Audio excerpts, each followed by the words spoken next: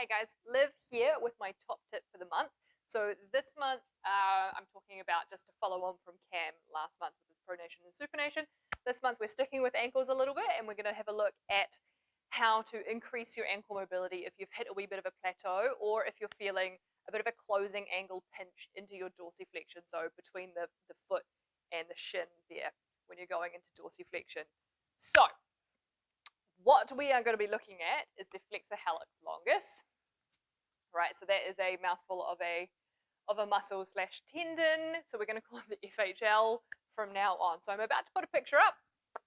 Beautiful, lovely. So in this picture, you'll see two ankles. One's in dorsiflexion, one is standing upright. Now I am not an artist, and that's okay. Mock my pictures if you'd like. But on these pictures, you will see muscle structure, and you will see bone structure. Okay, so red muscle is your gastroc.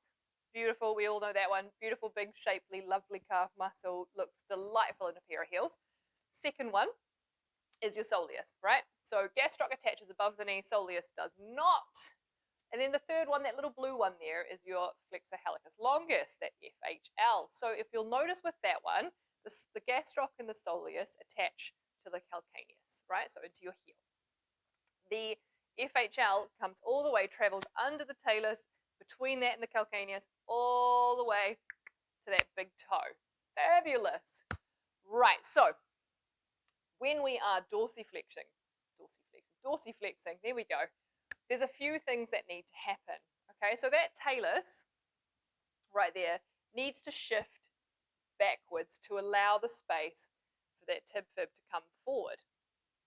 If the FHL is tight, that talus, so if this is your FHL and this is your talus, if that FHL is tight and there's not a lot of movement, there's not a lot of space there, when we drive forward and that talus tries to come back, it's going to hit a brick wall essentially. So you're going to get bone on bone and not a lot of ankle mobility.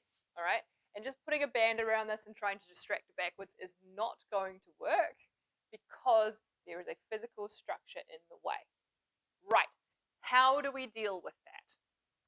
There is a wonderful stretch to elongate that FHL so that it has the space and the freedom. So when that talus comes into it, it slides back and we get a nice dorsiflexion. And so, drum roll please, how do we do that? Get into your calf stretch. So typical calf stretch, we're talking about that if we want to stretch the gastrocs, we've got that nice straight leg stretch because it attaches above the knee. If we want to stretch the soleus, that's when we start bending that knee. Okay, so you're feeling these different levels of stretch. To stretch the FHL, we need to do one more thing. It's a bent knee stretch, but we also need to put that tendon on stretch from the opposite direction. So how do we do that? We bring our toes up to elongate that tendon. So we have our toes up and then we're sliding forward into dorsiflexion. So this is a fairly intense stretch to start off with.